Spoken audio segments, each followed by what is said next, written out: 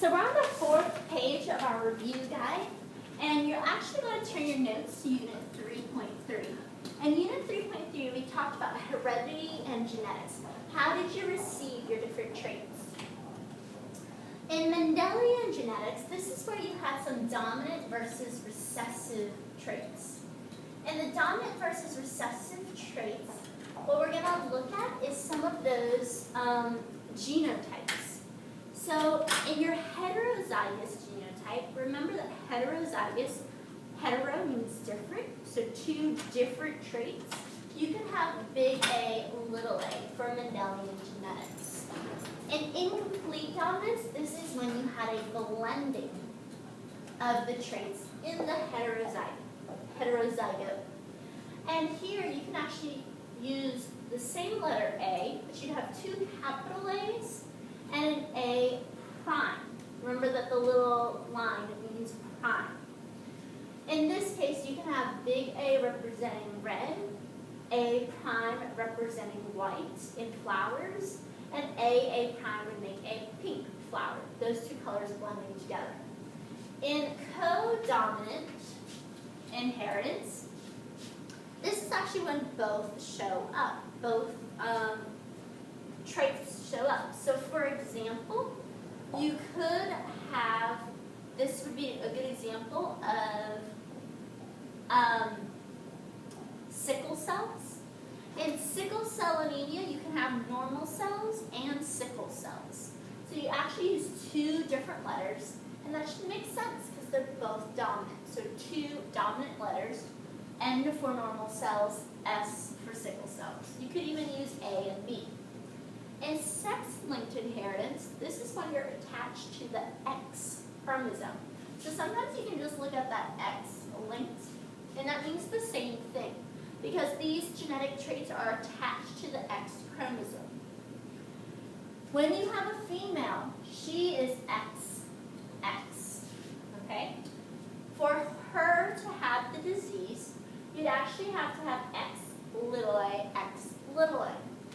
For her to not have the disease, she could be X big A, X little a. Okay. Looking at this genotype, is this homozygous or heterozygous? Which one is it? Homozygous or heterozygous? Because of the 2 different alleles represented by the A's, this is heterozygous. Then for the last one, this is multiple alleles, and this is actually blood types. In blood typing, remember that we have the big I's. So you could have big I, little I for your genotype, but you did have to distinguish what type of big I that is. And this could be A or B. So to have heterozygous type A blood, you have to be big I A, little I. You should take a minute to look back over your notes because this is a little confusing, and some of this might still be a little fuzzy. But in this first question, we're actually looking at regular Mendelian genetics, or dominance versus recessive.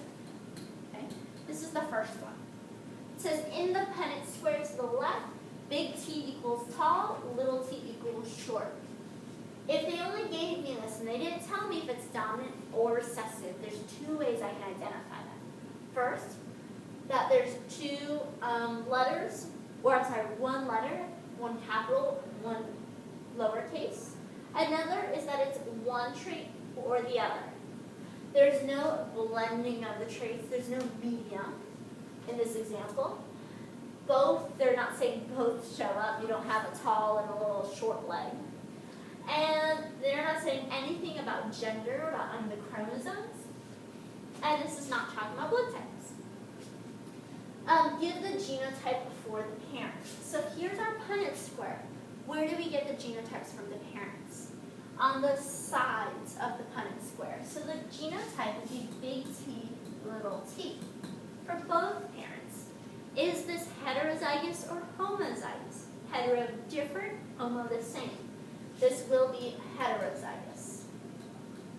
So that's 2 ways to describe the genotype, big T, little t, and heterozygous. Then it says give the phenotype for the parents. If the parents are big T, little t, and this is You have the dominant trait or the recessive trait. Which one would you have? Big T, little t. Remember, no stick, no prime to blend it together. So here, both parents would be tall. What are the genotypes and phenotypes of the offspring? Well, the offspring are all inside of the Punnett square. So inside of the Punnett square, you should see big T, big T. There's big T, little t, and little t, little t. Notice how I wrote that. I wrote what is most dominant, two big T's first. Then in the middle, big T, little t, and then homozygous recessive, little t, little t. The reason why I write it like that is because that helps me also write down my ratios. Genotypic ratio. What does that mean? Teachers, may I have your attention, please? You are reminded about your meeting in the media center starting momentarily. Students, those of you who are here for recovery, please make your way to the cafeteria. Recovery tonight is the last night for recovery. It's your last opportunity. It's in the cafeteria. If I wrote down these numbers, would you be able to identify how I got them? Notice that I only have inside of the Punnett square one chance out of 4 of being able to be big T, homozygous dominant. I have 2 chances inside the Punnett square of my offspring being heterozygous. And I have 1 chance of my offspring being homozygous recessive. Also, it says, what is the phenotypic ratio of the offspring? Phenotype, remember, this should remind you of physically, what does my genotype give me, or what does that produce in me? I have 3 chances of being tall, 1, 2, 3. 1 chance of having a short offspring. What environmental factors might affect the expression of these genes for height? This could be mutations caused by things like UV radiation. Other things could be diet. If I was meant to be tall, but I didn't get a proper diet, then maybe I'm shorter than I could have been. Moving on to the bottom, it says some genes produce intermediate phenotypes. Cross a pure breeding flower, RR, notice 1 letter, with a pure breeding white flower, RR prime.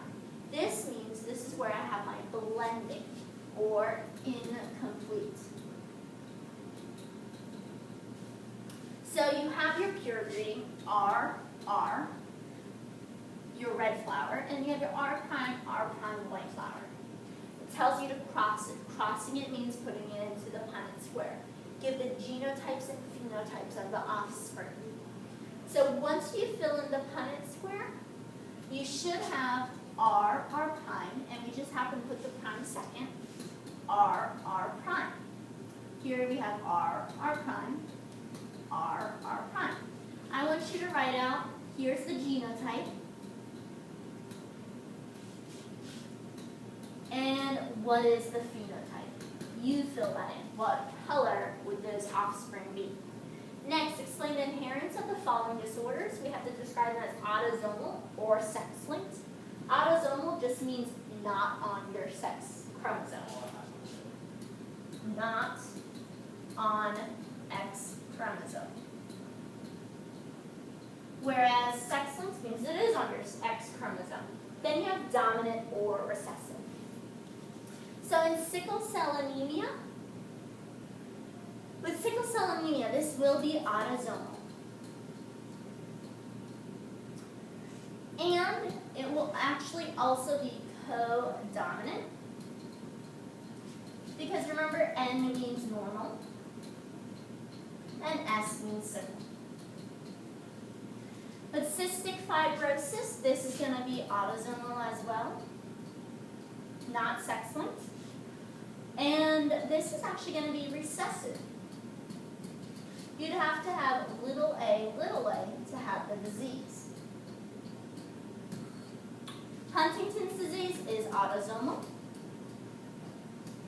And this is actually going to be the only dominant disease that we have. You'd have to have big H big H, or big H, little h, to have the disease.